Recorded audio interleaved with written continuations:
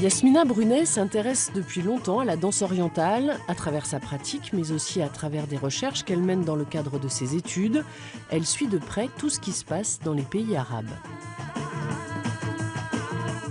La situation, les révolutions arabes, la situation en Syrie, c'est des choses qu'on entend dans les journaux, qu'on voit à la télévision souvent.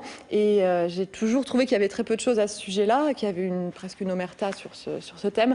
Et j'ai souhaité faire quelque chose pour les femmes en situation en temps de guerre, pas forcément spécifiquement pour la Syrie, même si là c'était inspiré d'un article sur la Syrie. Cet article parlait d'une femme syrienne qui a perdu son bébé dans un camp de réfugiés parce qu'elle n'avait rien pour le nourrir.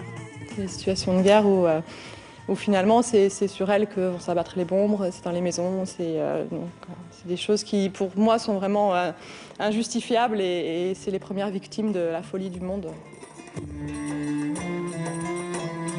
Au-delà du discours militant sur le sort des femmes, Yasmina Brunet a voulu montrer que la danse orientale ne s'arrête pas à la danse du ventre et qu'elle mérite un autre regard.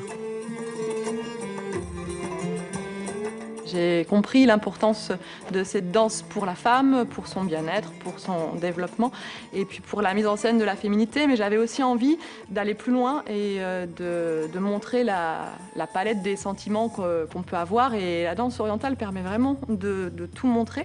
Alors il faut effectivement allier du théâtre, de la danse contemporaine. Le spectacle sera joué samedi 21 février à la Maison des Projets de Buxerolles.